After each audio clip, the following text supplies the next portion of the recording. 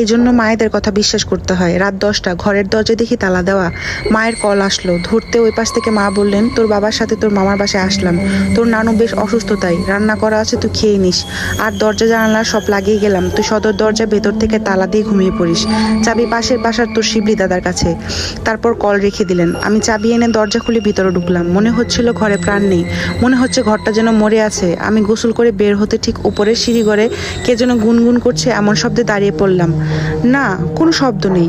রান্নাঘরে গিয়ে তরকারি গরম করে নিলাম, খেতে বসবো। এই সময় সশব্দে আমাদের ছাদে কি যেন একটা পড়লো, এমন শব্দ পেলাম। পাত্তা দিলাম না, খেয়ে বসে বসে মোবাইলে ফুড ব্লগ দেখছি। এমন সময় মনে হলো আমার রুমের সামনে কেউ দাঁড়িয়ে আছে। উঠে লাইট জ্বালিয়ে দেখি কেউ নেই। কোনো অবজেক্টের ছায়া দেখে যে আমার এমন মনে হবে তাও না, কিন্তু এসে শুয়ে পড়লাম। ঘুমিয়ে গেছি কখন জানি না, কারো পায়েচারি শব্দে ঘুমটা ভেঙে যায়।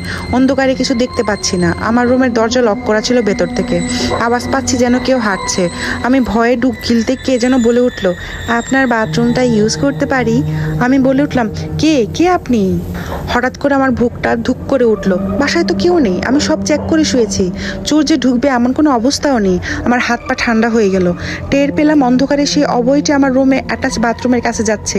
সুইচ প্রেস করার আওয়াজ পেলাম। বাথরুমের দরজা ছিটকানি খুলে যায়, আর সশব্দে খুলে যায়। আর সেই বাথরুমের আলোতে দেখলাম আমি নিজেই সেটা।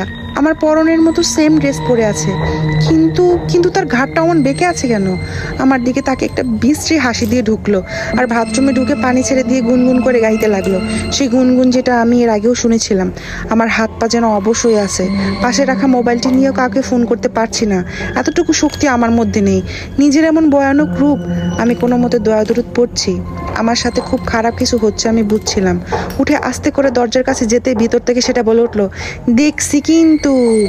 এত ভয়ানক সে আওয়াজ। আমি তাড়াতাড়ি চাবি নিয়ে সদর দরজা খুলতে গেলাম, কিন্তু আমি দরজা খুঁজেই পাচ্ছি না। কেমন যেন একটু ভুলভুলাইয়ার ভিতর আমি ঘুরছি। ভয়টা তখন আরো পেলো যখন কারো পায়ের শব্দ পেলাম করিডোর দিয়ে আমার দিকেই আসছে। আমি কোনো মতে দরজা খুঁজে পেলাম। তালা খুলে বের হয়ে বাইরের রাস্তাতে পালাতে গিয়ে একটি বাইকের সাথে ধাক্কা লেগে আমি পড়ে গেলাম। রাত তখন 12টা হবে। ব্যস্ত সড়ক ছিল, বাজার কাছেই ছিল। আমাকে যখন লোকের এসে ধরাধরি করে নিয়ে যাচ্ছিল, আমি স্পষ্ট দেখছিলাম আমার বাড়ির সদর দরজায় আমার মতো দেখতে ওই অবৈ দাঁড়িয়ে বিশ্রীভাবে হাসতেছে গাড় বাঁকিয়ে। আমার হুঁশ ছিল না তেমন। তার প্রায় নাকি 26 ঘন্টা পর আমার হুঁশ ফেরে। আম্মু পাশেই ছিল, আমার কোমরে ব্যান্ডেজ। পরে বাবা মাকে সব খুলে বলে। আমি আর আব্বা বাসায় থাকতাম না, তাই বলা বাহুল্য মা এই ঘটনাগুলো বেশি সাফার করতো, কিন্তু আমরা শুনে হাসতাম। দিনের বেলা তাই ওই হালকা উৎপাত ছিল আর কি।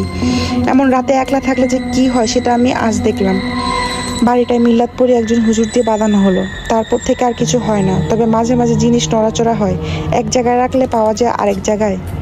এজন্যই বলি, মায়েরা কিছু বললে সেটা বিশ্বাস করতে হয়।